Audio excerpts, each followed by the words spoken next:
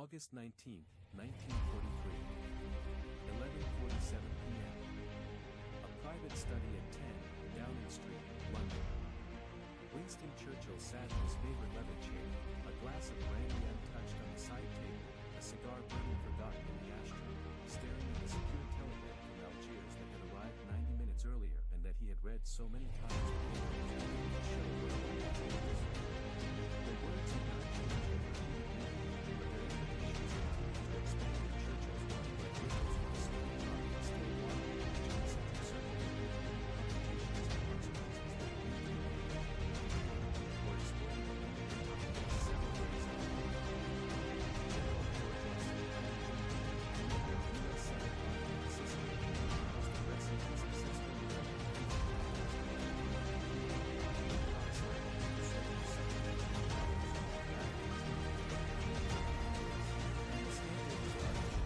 across the Allied press and public consciousness in ways that could damage the Anglo-American alliance, undermine confidence in Allied leadership, and provide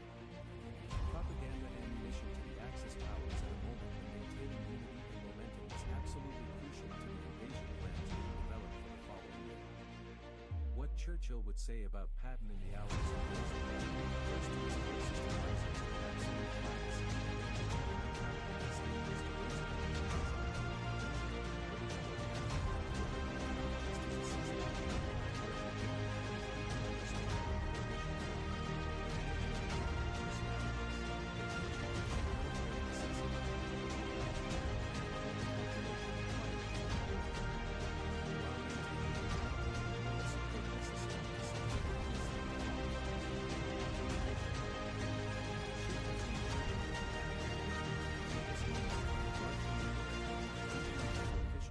and filtered through the complex hierarchy of Allied command rather than built on personal acquaintance or direct interaction.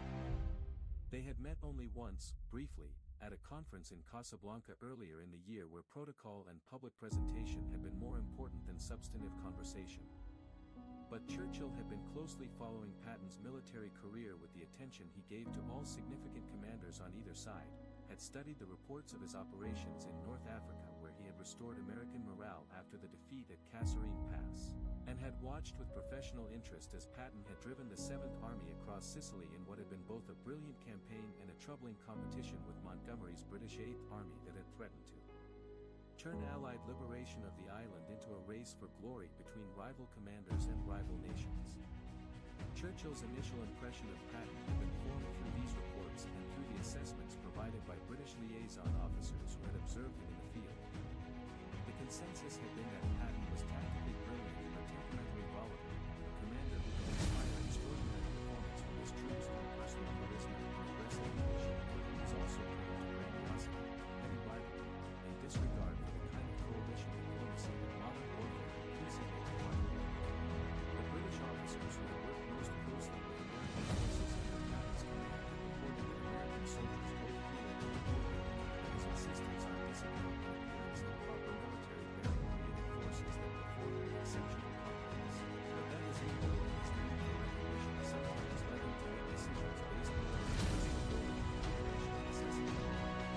Churchill refined these assessments accordingly.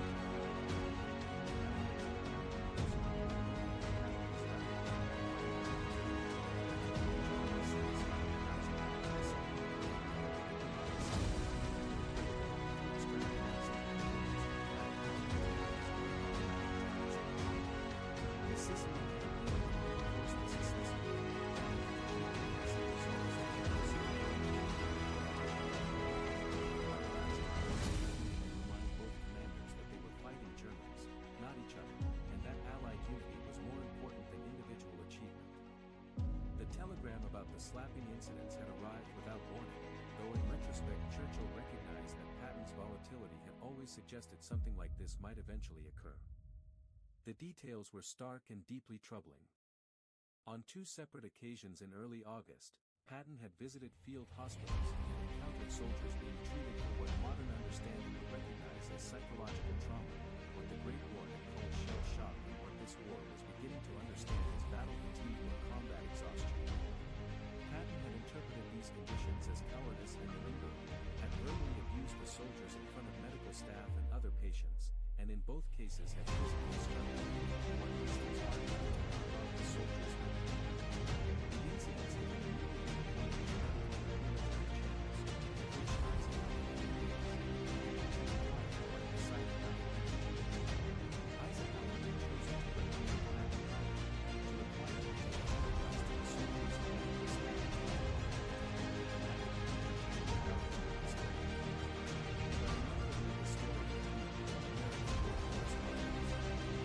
In Sicily,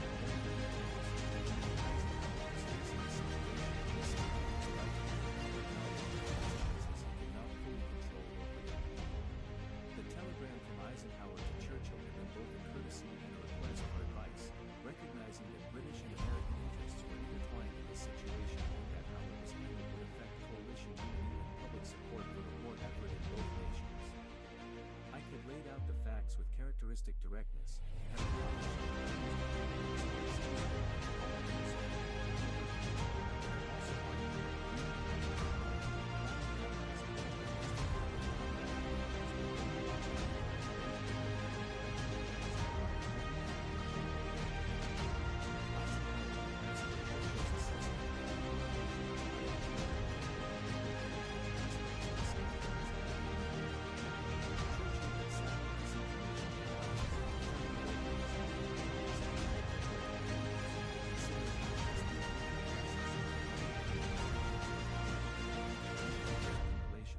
public morale, and the principles at stake in how military leaders treated soldiers who had been psychologically damaged by the horrors of modern combat.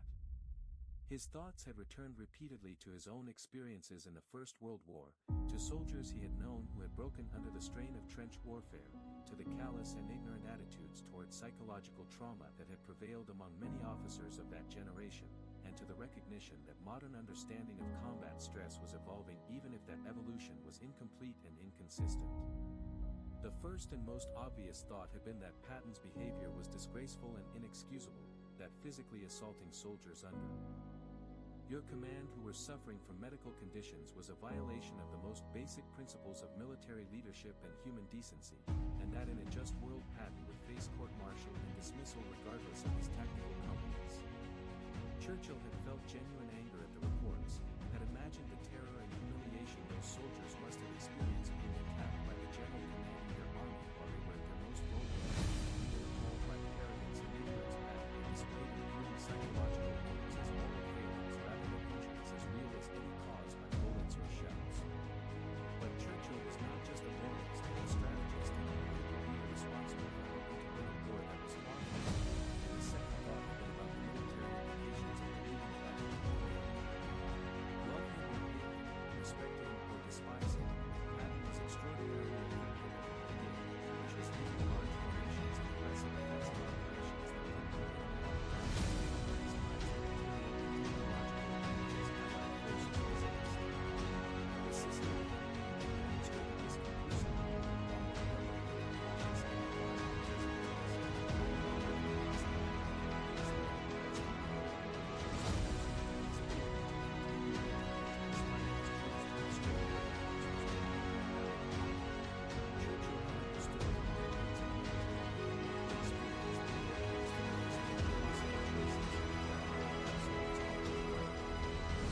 practical necessities, and that leaders were forced to make decisions that accepted lesser evils to prevent greater ones.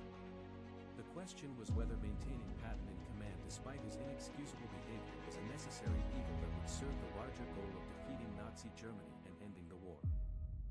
sooner, thus saving lives and preventing suffering on a massive scale, or whether the moral cost of tolerating such behavior was too high regardless of tactical benefits. The political dimension had been equally complex. Churchill had known that American public opinion was divided on this issue in ways that reflected deeper tensions in American society about military discipline, the treatment of soldiers, and attitudes toward psychological versus physical injuries. Some would view Patton's actions as appropriate discipline and high standards, and refuse to tolerate anything less than continued troops. Others would be horrified by the brutality and violence of the general who assault local soldiers, and dismiss it as an act of basic justice and military accountability. British public opinion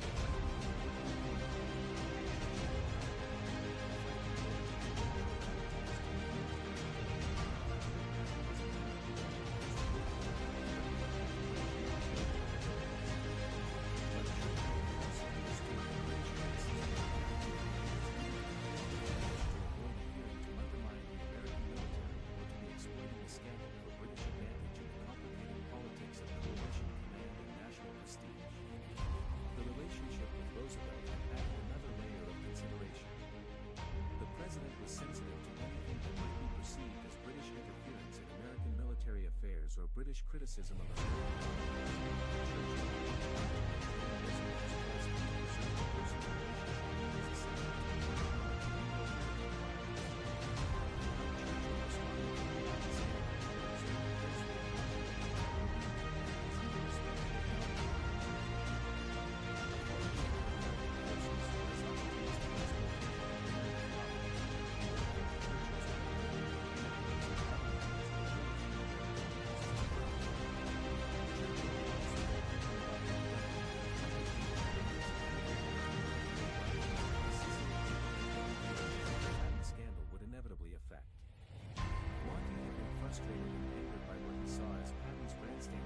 Sicily operation, had complained that the Americans' race for Messina had been more about personal glory than strategic sense, and had taken Patton's success as a personal affront to British military competence and leadership.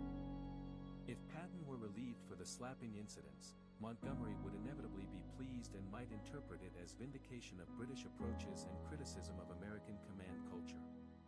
But Churchill had known that appearing to exploit Patton's disgrace to elevate British commanders would be deeply counterproductive to the larger goal of maintaining Allied unity and effective coalition warfare. As midnight had approached and Churchill had continued to sit with the telegram and his brandy and his thoughts, he had begun to formulate the private assessment that he would share only with his closest advisors and that would guide his public statements and his communications with Roosevelt and Eisenhower. His view, which he would articulate with characteristic bluntness in the privacy of his study, was that Patton was both brilliant and indispensable and intolerable, a man whose tactical genius made him militarily invaluable, whose character flaws made him morally reprehensible and politically dangerous. What Churchill would say behind closed doors about Patton would be remarkably nuanced and a reader not known for some reasons. To his military chiefs, Churchill would acknowledge that Patton's behavior was inexcusable and brutal.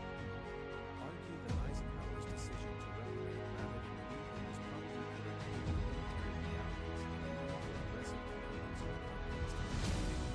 He would make clear that British forces would continue to serve alongside American forces in the Patton's command, and British commanders should be equipped with communication or any single instance of war. To his closest political advisors,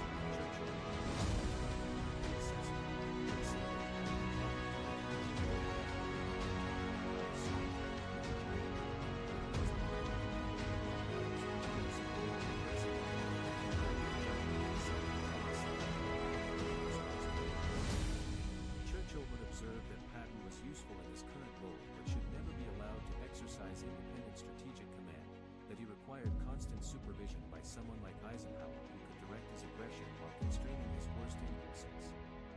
In his communication with Roosevelt, Churchill would be diplomatic and supportive, would acknowledge that this was an American military matter for American authorities to resolve, but would gently make the point that maintaining Patton in command after such incidents became public knowledge would require careful management of public opinion in both countries and clear demonstration that the behavior had been unacceptable and would not be tolerated in the future.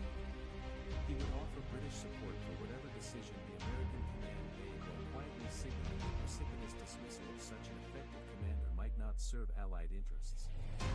Churchill would also express, in a private conversation with those who chose to use them deeply, a more personal opinion about what the incident revealed about the nature of military leadership and the psychological costs of combat command. He would observe that the concept of psychological effects of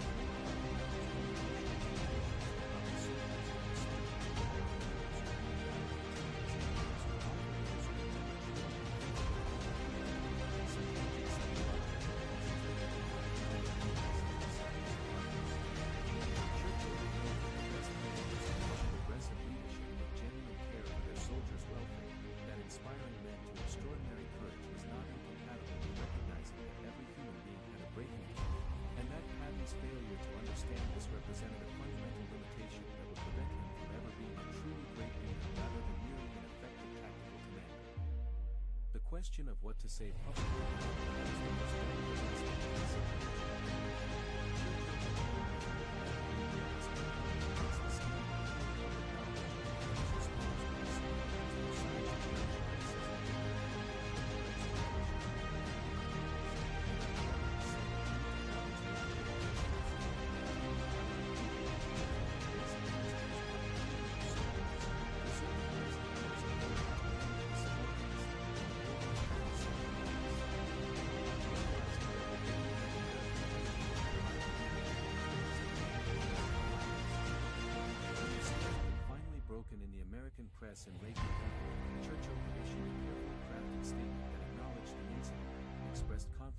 General Eisenhower's handling of the matter, noted that battle fatigue was a serious medical condition that required proper treatment and understanding, and emphasized that Allied forces under both British and American command were united in their commitment to defeating Nazi tyranny, and that controversies about individual commanders should not distract from that essential mission. It had been a masterpiece of diplomatic language that said almost nothing while appearing to address every concern, that criticized Patton's behavior without naming him, that defended soldiers' rights without attacking American military culture, and that preserved Churchill's relationship with Roosevelt while maintaining his credibility with British public opinion. Behind this public statement had been the private communications with Eisenhower, where Churchill had been more direct about his views. He had written to Ike acknowledging the difficulty of the situation, had expressed admiration for how Eisenhower had handled it, and had offered perspective based on his own long experience with difficult subordinates. Churchill had observed that great commanders were rarely perfect human beings, that the qualities that made someone effective in battle, aggression, confidence, lack of normal feeling, were often accompanied by significant character flaws, and that the art of fighting consisted partly in extracting maximum value from flawed instruments and minimizing the damage that flaws can cause. Churchill had also been frank with Eisenhower about the political dimensions, had noted that keeping Patton in command after such a big scale would require Eisenhower to maintain a regardless of his tactical abilities. Churchill had suggested that Patton might be used most effectively as pressing instance rather than his operation.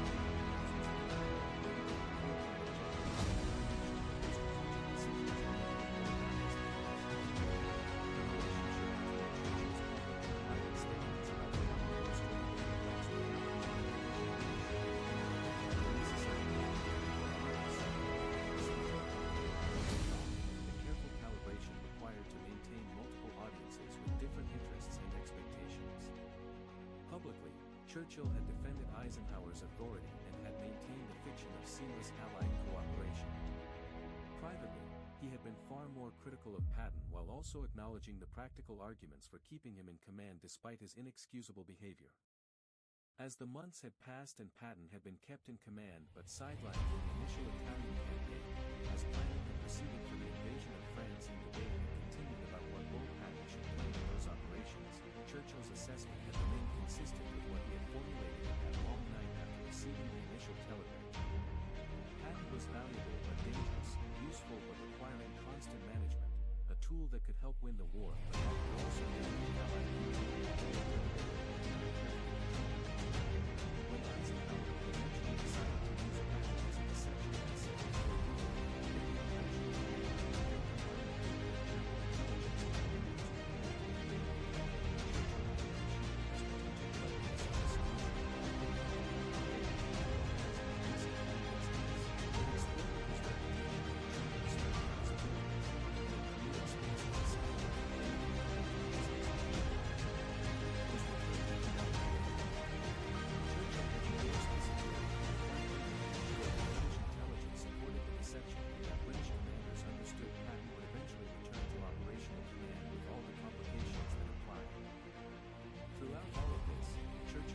statements about Patton had remained remarkably consistent. He was a brilliant tactician whose aggressive instincts and ability to maintain operational tempo were genuinely valuable, but he was also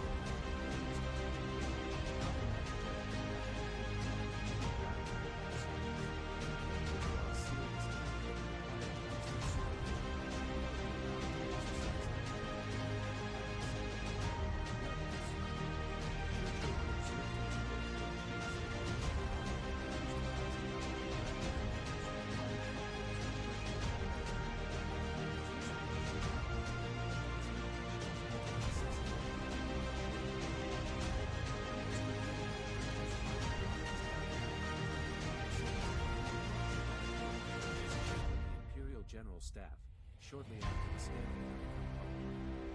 Brooks' diary recorded Churchill saying that Patton was a man born for war but unfit for peace, whose qualities make him invaluable in battle but dangerous everywhere else, rather like a sword that is magnificent in combat but that cuts the hand that wields it if not gripped properly.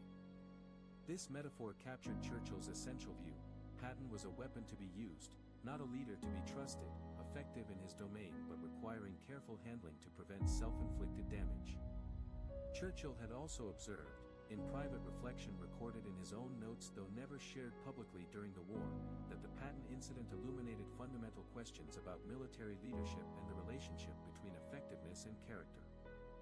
He had wondered whether modern war, with its industrial scale and technological sophistication, had created conditions where tactical ability had become divorced from the moral qualities traditionally associated with military leadership, whether the kind of aggression and ruthlessness required to drive armies to defended positions was compatible with genuine concern for soldiers' welfare and understanding of human limitations. Churchill had not resolved these questions to his own satisfaction but had recognized them as important contributing aspects of 20th century warfare and complicated simple judgments about conflicts like Patton. The British military establishment's view of Patton had been significantly shaped by Churchill's careful statements and by the guidelines he had provided for how British forces should interact with American forces under his command.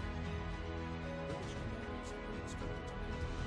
relationships, to judge military results rather than personal gain, but also to report grievances or concerns to proper channels and to maintain moral standards without treating their soldiers regardless of their political opinion. This had created a hope of sometimes the conflict British and American forces operated together.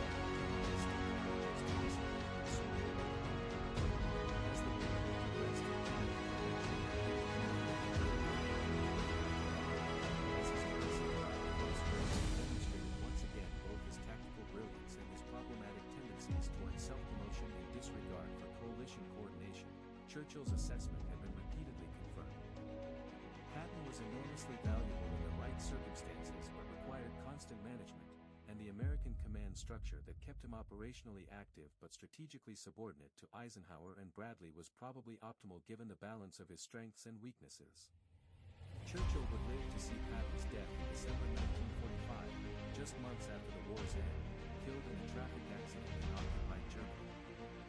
The irony of a general who had survived some of the war's fiercest battles being killed by a truck collision would not be lost on Churchill, who would reflect privately that Patton had been a creature of war who had not survived long once that war ended. His death had directly changed questions of what moral sentiment could play in peacetime military establishments, and that perhaps Patton's legend would be better preserved by his death before he could demonstrate his unfairness. Anything other than a back man. When asked his opinion of Patton, or his assessment of American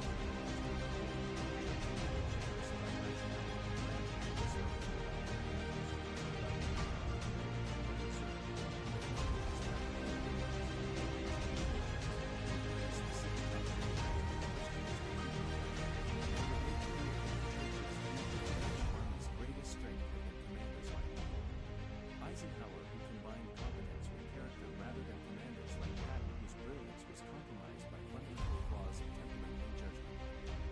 What Churchill had said behind closed doors about Patton, in the privacy of a study on August 9, 1943 and in the months and years that followed, had been far more